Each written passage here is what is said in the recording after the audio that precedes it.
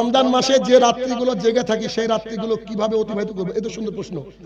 লাইলাতুল কদরকে তালাশ করতে হবে একজন মুসলমানের নৈতিক কর্তব্য এবং দায়িত্ব। কেন?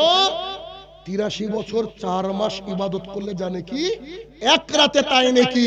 কিন্তু সালাত তো দিয়েছে 8 রাকাত, কি করব?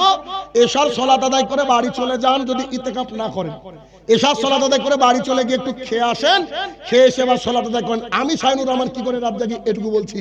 আমি বাড়ি চলে গেলাম, বাড়ির সাথে মসজিদ, রাত্রি 8টার সময় সালাত হয়ে গেল, শুধু ফরজটা পড়ে চলে গেলাম, বাকি হাতে রাখলাম। বাড়ি থেকে খাওয়া দাওয়া করে এসে রাত্রি 10টা-11টার দিকে সালাত শুরু করলাম। 2 রাকাত সালাত আদায় করতে কোনো সময় আধা ঘন্টা লাগে, কোনো 1 ঘন্টা লাগে। কেন? দাঁড়িয়ে কিরাত করতে আছি।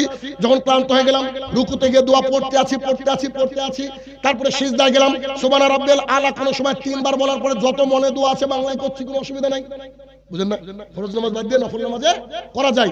এবার যখন সালাত শেষ হয়ে গেল, আল্লাহুম্মা ইন্নাকা আফুন তুহিব্বুল আফওয়া ফাফু আননি পড়তে আছি। একটু বিশ্রাম করার পর আবার সালাত আদায় শুরু করলাম। এই করতে তো ভাই সময় পাওয়া যায় না 8 রাকাতের।